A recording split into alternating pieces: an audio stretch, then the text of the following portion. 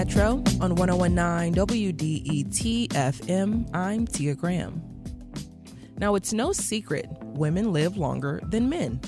According to the CDC, women are expected to live about 5 years longer than men. And there is not a clear explanation for this, but there are a number of factors that shed some light on the disparity. Biology and hormones can play a role, plus external factors like the kinds of job people work impacts their life expectancy. But maybe the most notable cause is behavior. Men are more likely to smoke or drink heavily, and men are less likely to visit the doctor for annual checkups. In an effort to raise greater awareness about this disparity and encourage healthier habits among men, June was established as Men's Health Month. In recognition of those efforts, producer Carrie Jr. II spoke to Harold Neighbors. He is a professor emeritus at the School of Public Health at the University of Michigan. Okay, so Dr. Neighbors, you're aware, June is Men's Health Month. Why is that, or why do you feel that is a necessary distinction to make? After thinking about this for many years, I've decided that we don't need a Men's Health Month because Men's Health Month, from everything I can see, has not had any impact on anything meaningfully related to the health of men, Black, white, multi-ethnic. So I'm coming to the conclusion that we need a men's health decade. Yeah. And that's just the start. Wow. I mean, you and I both know Men's Health Month is symbolic. Yeah. There's a tendency for you, for me, and everybody else, once June is over, we just go back to doing whatever we're doing, and we're not really talking enough about men's health. So that's why I'm saying those of us who identify as men need to have a Men's Health Day every day of every week of every month, at least for 10 years, and see if we can close the gap in, typically what I look at is life expectancy as a starting point, because that's something everybody can understand. We all want to live as long as we possibly can. And so it's very disappointing to me that I will live on average 7+ years less than my wife, to whom I'm still very happily married, by the way. So what factors then are we looking at? There's life expectancy. What other factors are you looking at to say, okay, when I see this change, I'll know that people are properly addressing men's health? When I see the gap between health services utilization, or what we like to say, going to the doctor, when I see that male-female gap eliminated, then I will know something has happened. I look at, population rates, health statistics primarily. And so I see that we men go less than our comparison group, which is women. I put that primarily on socialization. I can clearly remember, being 5 years old, 6 years old, and what I learned from my father and my uncle and the other men in my neighborhood. And what I learned was that men tend not to go to the doctor and get checked out. The first thing I noticed is that the only time I got my blood pressure checked was when I was getting a physical because I was going out for sports. And it was only because there was an injury. So I developed this attitude about the medical system is only there for me if I am hurt. What I should have been doing all along was going to the doctor on a regular basis, no matter how I felt. So then what do you do in those circumstances?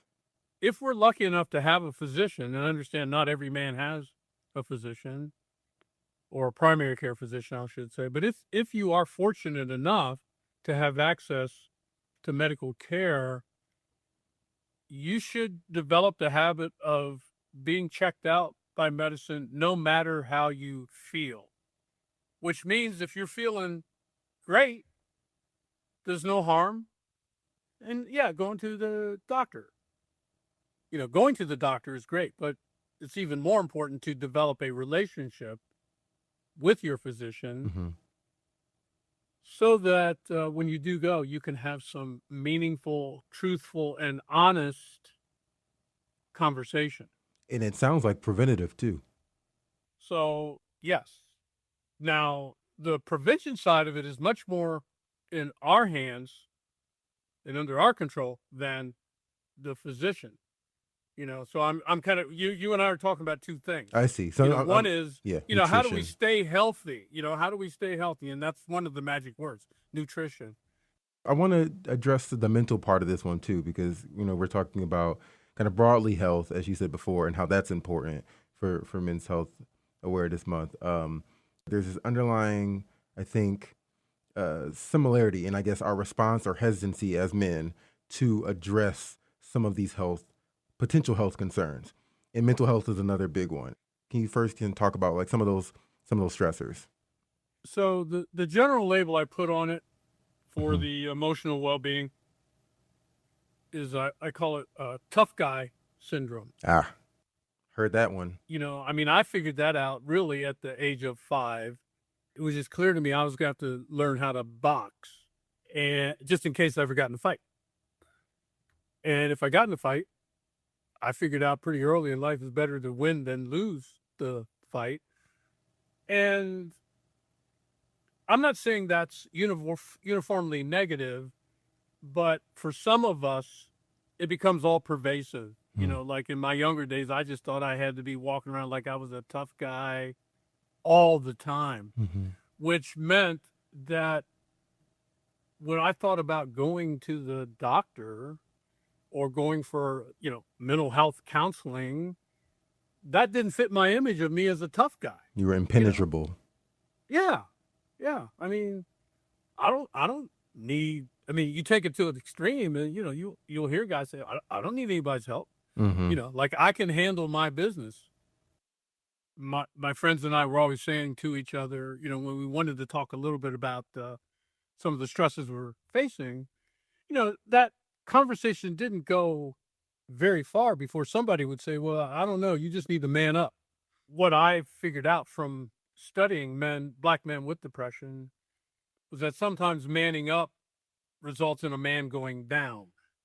And, in my own life, I realized that no man can man up to every challenge and every adversity that life is going to throw your way. We men are painting ourselves into a corner of social isolation at the very moment that we need the help of others the most. Mm-hmm. Mm. So that's not only physically unhealthy for us, but it's very mentally unhealthy. So one of the things we need to learn to do is talk to someone. And I say, just have that conversation, just one person where you can at least share what you're feeling emotionally, because that's going to be so much more helpful than going into a man cave and just isolating. What do you suggest for men who may not have insurance to afford therapy? I say typically start with the other guys that you trust and who are close friends of yours. I'm not saying, everybody should run to a mental health therapist immediately. That's not really the way this works. Although I would never take, therapy off the table, and I know in my life, I've made great use of, being in therapy, counseling, whatever you want to call it, during times of pain, but also during times when I'm feeling fine, but I have this deep curiosity about who I am and how did I become the man I became. And, a therapist can help with that. Self-help books can help with that. Sitting alone and contemplating who you are can help with that. But you and I having a open conversation with each other about all of these things can really help with that. And so that's what I'm really pushing for men. We've got to be more collective. We've got to be more social, let down our guard a little bit. Sometimes we say, take off the mask and tell the truth. Understood. Okay, Dr. Neighbors, thank you so much for your time. I appreciate it. This was a great conversation. Well, I hope you're right. And thank you so much for inviting me to be interviewed. That was a conversation between producer Carrie Jr. II and Professor Harold Neighbors. Neighbor is a professor emeritus at the School of Public Health at the University of Michigan.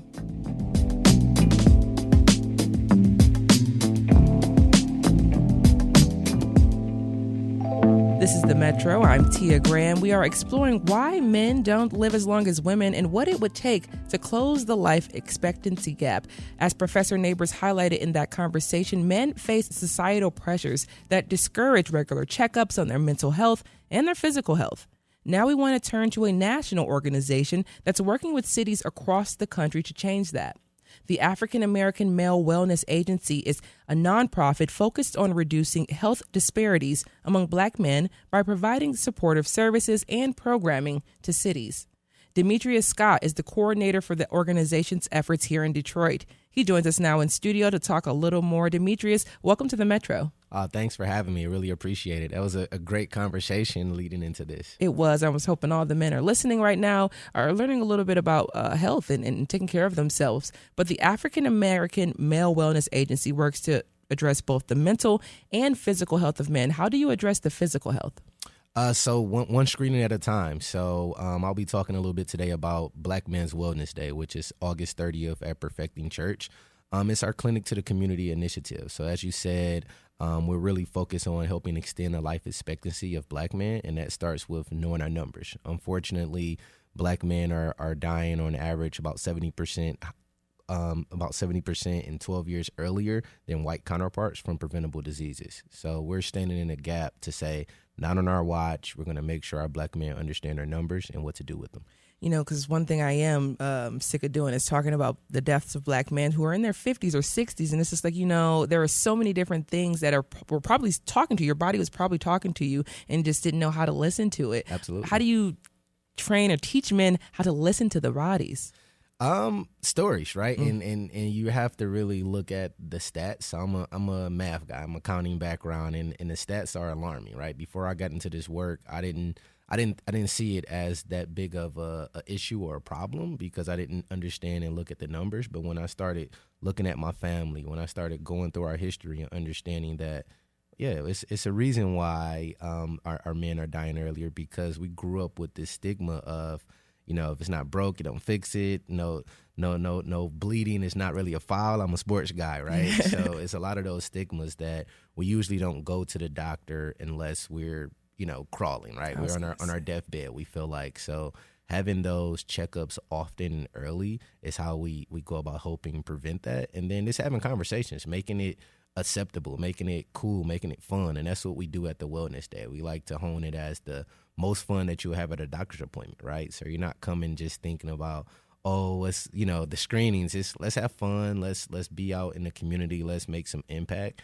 And our families are dependent on us. And that's the biggest thing for me. Our families are dependent on us. Our communities are dependent on us. So if we can do something about it, we need to, and now. Yeah, and the agency also publishes a podcast called Real Men, Real Talk, which hosts conversations right here in Detroit. Like you're saying, got to have those conversations. Mm-hmm. What are some of the takeaways from discussions that happen on the podcast? So Real Men, Real Talk is both a podcast as well as we do in-person meetings. So we're a national organization. We're in 20-plus cities. So here in Detroit, we held Real Men, Real Talk every other month. And during that time, it's an opportunity for men to just really come in and have candid, open conversations in a safe space. So usually we start off with our Mask Off initiative.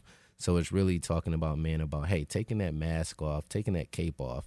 And we do that through an exercise where they're writing on the front, hey, this is how the world sees me, right? I'm a father, I'm a provider, I'm strong. But on the inside, how do you see yourself? What are some of those things that you're going through?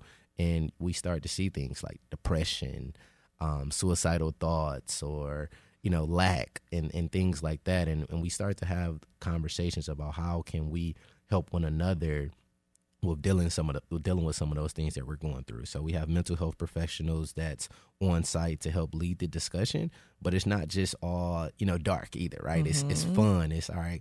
How are you dealing with, raising a teenage boy or a teenage girl, or how do you deal with when your wife is doing X, Y, and Z, right? So it's not just all, dark and things like that. It's a fun way to have conversation amongst men. Think barbershop talk, but in a controlled environment with some people there that can help you actually deal with those thoughts after you get them out. Exactly. A solution after you've talked about some of the issues that you're dealing with. I love that. You did mention the annual Wellness Day. This year it will be in August, the end of August. What takes place at the event other than, like you said, the best time you're going to have at a doctor's office? The most fun you'll have at any doctor's appointment. So when at our Men's Wellness Day, it's focused on the screenings, but it's open to everyone, right? When you see the information, it say Black Men's Wellness Day, but we're open to all. It's a family fun event. So we'll have a kid zone, so bounce houses, face painting, a variety of things. We have a senior zone, right? So for our seniors, we have different things, and entertainment. So you're gonna come out. We're gonna have, I won't spoil it all, but we're gonna have some special guests from an entertainment perspective, and you're gonna come out and have fun while you're getting those screenings. And then also we have vendors. So last year we had about 60 plus vendors providing free resources. So everything at the event is completely free. So you're not charged to attend. You're not charged to get any of the resources. So you have resources ranging from, we had Detroit Ceasefire that was there. We had the health department that was there. We have individuals offering services for Medicaid, Medicare, different things like that. So it's a real resource fair where you can come in and you leave not only knowing your numbers, but with resources to help you in the community.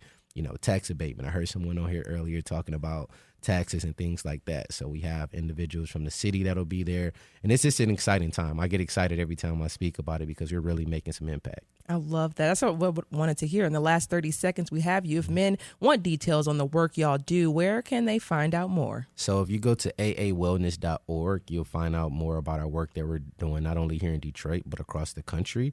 Also, if you go on Eventbrite, our event is on Eventbrite. You can sign up, and we're encouraging everyone to create a passion team, sign up to volunteer, and join our committees. Demetrius Scott is Detroit's coordinator for the African American Male Wellness Agency. That event is taking place August 30th, I believe. Yes, August 30th at Perfecting Church, starting at 7 a.m. and going all the way to about 12. Perfect. Thank you so much, Demetrius, for joining us on the Metro, and good luck with this year's event. Thank you. Appreciate it.